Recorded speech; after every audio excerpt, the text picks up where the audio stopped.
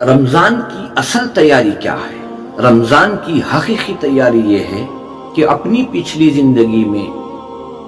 ہم نے ایک سال کے درمیان اس رمضان کے آنے سے پہلے ہم نے جو خطائیں کی، جو غفلت سے زندگی گزاری، اس زندگی پر توبہ کرنا ہوگا،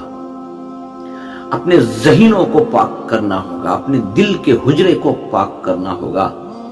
جس زبان سے ہم نے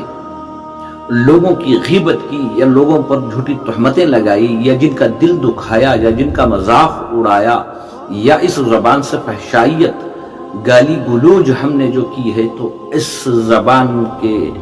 ذریعے جو خطائیں، جو بھول ہم سے ہوئی ہیں، اس پر ہمیں توبہ کرنا ہوگا۔ رمضان المبارک کے مہینے کی اصل تیاری یہ ہے کہ انسان اپنے آپ پر غور کرے،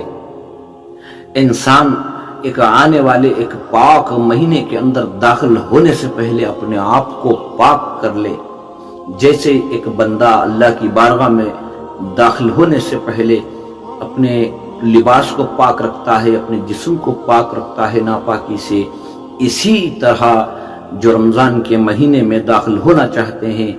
اس رمضان المبارک کے مہینے کی رحمتیں، برکتیں، مغفرتیں سمیٹنا چاہتے ہیں، ان کو چاہیے کہ وہ خوب اللہ کی بارگاہ میں توبہ کریں، اپنے دل کے حجرے کو پاک کر کے ایک پاک دل لے کر، ایک پاک ذہن لے کر ہمیں رمضان المبارک کے مہینے میں داخل ہونا ہے۔ یہی حقیقی رمضان کے مہینے کی تیاری ہے۔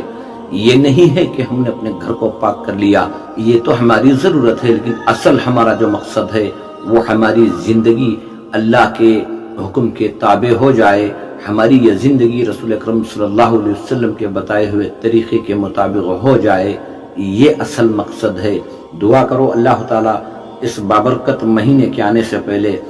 ہم سچے دل سے توبہ جو کر رہے ہیں، تو اے اللہ ہماری توباؤں کو قبول فرما۔